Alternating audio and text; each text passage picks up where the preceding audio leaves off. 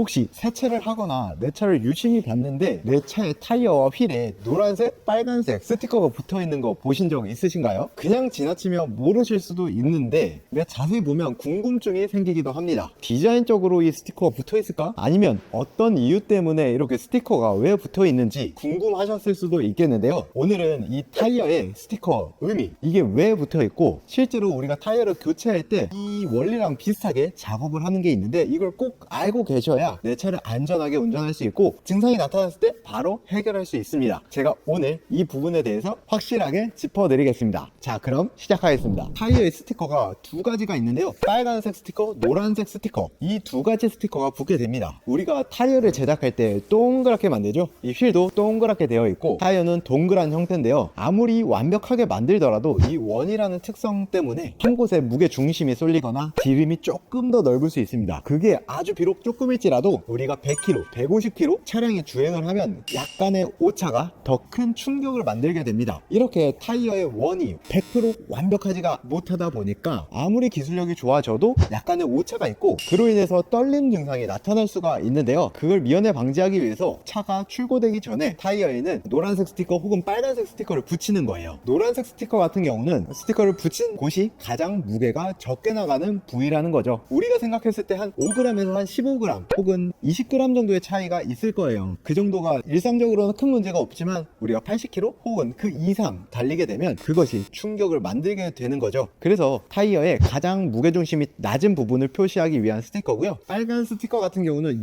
유니포미티라고도 부릅니다. 이 부분은 원의 지름이 가장 넓고 원심력이 가장 큰 부분입니다. 원심력이 크다는 거는 다른 곳에 비해서 더 충격이 많이 가해진다는 거죠. 그래서 빨간 스티커, 노란 스티커 둘 다 붙어 있는 경우도 있고요. 빨간 스티커 혹은 노란 스티커만 붙어 있을 수가 있어요. 근데 이거는 실 사용자들이 알 수 있는 방법은 아니지만 출고를 할 때 이 휠에도 가장 가벼운 부분과 무거운 부분이 있겠죠. 이 부분을 겹쳐줍니다. 가장 무겁거나 충격을 많이 받는 부분, 그 휠의 가장 가벼운 부분을 매칭을 해주면 그나마 이 전체 밸런스가 균일하게 맞춰지게 되는 거죠. 그래서 좀 더 정밀한 작업을 위해서 타이어의 무게중심 혹은 원심력이나 지름이 넓은 부분을 표시하기 위해서 빨간색과 노란색 스티커로 표시를 하게 됩니다. 그래서 일반적으로 노란 스티커 같은 경우는 가장 가벼운 부분이라고 했죠. 그 가장 가벼운 부분을 휠의 가장 무거운 부분인 구찌가 있는 부분, 그쪽에 매칭을 하게 되고요. 휠에도 표시가 있는데 사실 원래 한 빨간색 스티커나 노란색 스티커가 붙어 있긴 합니다. 이거는 잘 안 보이지만 흔적이 남아 있는데 타이어에 빨간 유니포미티 스티커와 매칭을 해주면 가장 밸런스가 좋게 나오게 됩니다. 그래서 우리 차량에 있는 스티커는 차량을 출차하기 전에 휠과 타이어 그 무게중심을 가장 정밀하게 맞추기 위한 작업이라고 보시면 되겠습니다. 자, 그러면 이게 실제로 우리가 타이어를 교체할 때는 어떤 영향을 주는지도 알아보겠습니다. 여기 있는 타이어는 이제 오일 타이어, 그러니까 출고형 타이어는 아니에요. 이런 타이어에는 스티커가 붙어 있지 않습니다. 이 반대쪽도 보시면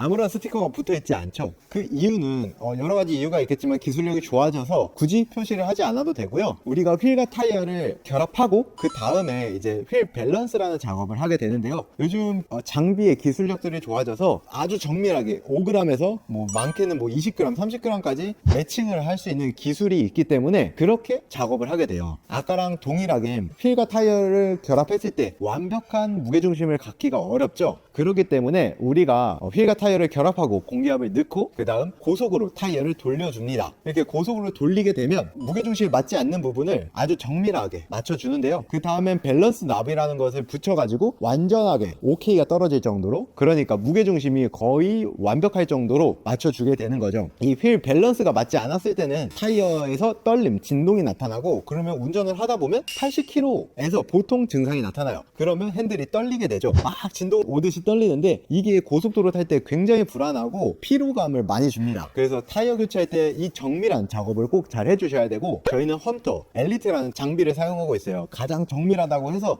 최고급 장비를 갖고 왔는데 이 장비의 특징 중에 하나가 또 노면 측면 측정을 할 수 있는 거예요. 우리가 그냥 공회전을 하는 것과 실제 도로를 나가는 건 또 다를 수가 있잖아요. 그래가지고 뒤에 있는 롤러를 통해서 노면 측정을 해서 진동값이 얼마나 올라오는지도 체크할 수 있습니다. 이거는 일반적으로 사용하지는 않고요. 분명 기능 밸런스도 오케이 다 떨어졌는데 계속 진동이 올라온다 그랬을 때 혹여나 타이어 불량이거나 진동값이 많이 올라왔을 때 그거를 매칭해주는 포스 매칭이라는 걸 하게 되는데요. 더 정밀하게 잡아주기 위해서 헌터 엘리트라는 장비는 노면 측정도 할 수 있게 만들어 둔 거죠. 그리고 여기서 진동이라고 해서 여러 가지 증상이 있는데 한 30km에서 70km대 핸들이 떨린다. 이거는 밸런스 문제가 거의 아닙니다. 이 문제는 타이어에 이상 마모가 오거나 변형이 돼서 짱구가 졌다고 하는데 타이어가 울퉁불퉁하게 돼요. 그거는 고속이 아니라 저속에서 떨림 증상이 나타나고요. 80km 이상에서 떨림이 나타나는 건 휠 밸런스의 문제라고 보시면 되겠어요. 이렇게 점차 차량도 발전하고 타이어 기술 그리고 타이어를 정비하는 장비의 기술도 점점 높아지고 있습니다. 그만큼 더 정밀하게 잡아드릴 수 있고 문제가 생겼을 때 확실하게 진단을 할 수 있는 장점들이 있는 것 같아요. 오늘 이렇게 타이어 스티커에 대한 의미를 알아봤고 우리가 차량 관리할 때 어떻게 관리해야 되는지 좀 아시겠죠? 그래서 뭐 휠 밸런스 같은 경우는 일반적으로 모든 타이어 가게에서 진행을 해줍니다. 그래도 안 맞으면 같은 매장을 다시 가서 좀 증상이 있다 문의를 하면 AS 형태로 처리를 해주실 거니까 너무 걱정하지 마시고요. 정비소를 다닐 때 많은 분들이 고민을 가지고 계시더라고요. 제가 지난주에 아시는 분을 만났는데 그분도 차는 정말 좋아하고 애정하는데 어느 정비소를 가야 될지 모르겠다는 거예요. 막 눈치도 살짝 보이고 공기압을 볼 때 어떤 곳에서 혼났대요. 이렇게 막